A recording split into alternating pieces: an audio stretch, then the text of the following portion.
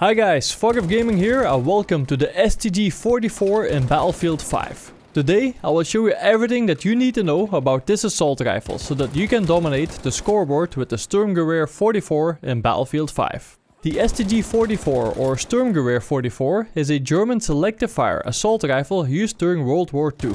It was the first gun to use the 7.92 x 33mm Kurz that made it more controllable and accurate. Let's start with the stats so that you can see what this gun is capable of. The STG has a rate of fire of 599 rounds per minute and it has a muzzle velocity of 620 meters per second.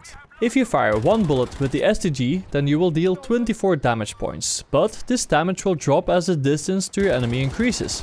At 9 meters you will still cause 24 damage. It's only after 9 meters that you will cause less and less damage. For example, at 50 meters you will still cause 20 damage points, so the damage drop isn't that big to be honest. The minimum amount of damage that you will be able to cause with the STG is 17, and this happens at the range of 75 meters and beyond. All of this means that you will need 5 bullets to kill one enemy up to a range of 50 meters. Beyond this point you will need 6 bullets to kill. This means that at 0 meters, so in the best case possible, that you would need 0.4 seconds to kill your enemy. This is quite a lot to be honest, and at 50 meters you will need 0.481 seconds to kill, and at 75 meters you will need 0.622 seconds because you will need 6 bullets to kill at this range. The STG has a magazine size of 31 bullets, which allows you to kill multiple enemies without having to reload. Spraying all of those bullets at once will only take 3.1 seconds, so try to avoid spraying too much just to kill one single guy. At some point you're going to have to reload your weapon. An empty reload, which is a reload after you fired all of your bullets, takes 3.1 seconds. And the reload with bullets left, which is a reload when you still have one or more bullets in your magazine, will take 2.4 seconds. This is a difference of 0.7 seconds, so try to avoid using all of your bullets unless you really have to, because you can save yourself a lot of time. If you don't, then every time that you reload, you will waste more time than the time it takes to kill another enemy. I know that this isn't always possible because it depends on where you are and if there are more enemies around or not, but it forces me to pay attention to this. So just to be clear, the time it takes to do an empty reload is 0.7 seconds longer than a reload with bullets left. But the time it takes to kill an enemy at, let's say, 75 meters is only 0.622 seconds. So try to imagine that every time that you do an empty reload, that this will cost you one extra kill. The deploy time is the time it takes to make a weapon ready to fire after swapping to it. For the STG, this takes 0.85 seconds, but this number can be improved by selecting sling and swivels in the upgrade path, but more on that later. The STG44 has a bullet drop of 12 meters per second squared, so you will have to learn to compensate for this when you want to make long range kills. To be honest with you, it's pretty easy to do this in Battlefield 5, so it should come naturally after a while.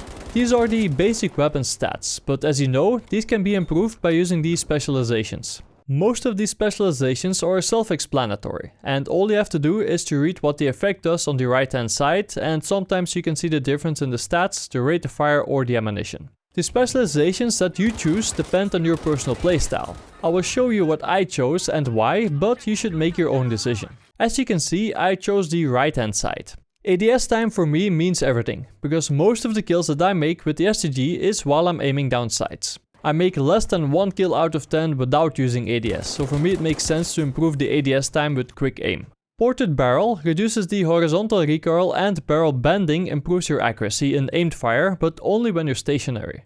Both of these specializations help you with keeping your crosshairs on your enemy. And the last one, recoil buffer, make sure that your weapon recoils less upward. Overall, I made sure that my weapon allowed me to become more accurate. I could have chosen for slings and swivels instead of quick aim, but there are other ways to make sure that you can shoot sooner after sprinting. For example, you can stop sprinting every time you approach a corner, or an area where it is likely to run into a few enemies. This specialization also affects the deploy time, but I rarely use anything else than my primary weapon, so it doesn't really help me out most of the time. The enhanced grips improve your hip fire accuracy, something that I rarely use because I aim down sights most of the time. I have to be honest with you, I would have preferred to use the light and stock over barrel bedding, but this is connected to the previous specialization. And that specialization is not very useful for me, so that is why I personally found more benefits on the right hand side.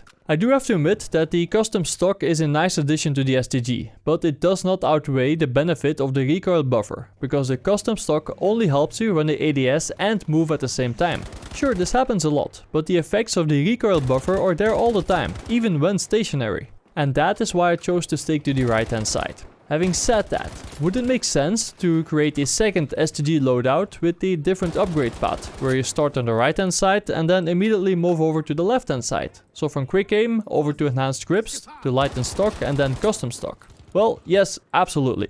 It would be great on maps like Rotterdam, where you would need to kill by using hipfire and where you're constantly on the move, so that lightened stock and custom stock can be beneficial almost all the time. There are a few ways for you guys to get access to all of the weapon stats. Number 1. Subscribe to Fog of Gaming here on YouTube and make sure that you turn on the notifications for my channel. You will see all of the weapons videos here, so you came to the right place. Number 2, and this is even more direct, I shared this info already on Twitch, because in today's stream I showed the STG44 stats live. So if you want to have access to the stats even before the YouTube video is ready, then make sure to follow me over there. What you saw here today is everything that you need to know about the STG in Battlefield 5. If you think that this video is worthy, would you mind leaving a like and maybe even write a comment? It would help me a lot. This was Fog of Gaming, thanks for watching and I will see you on the battlefield.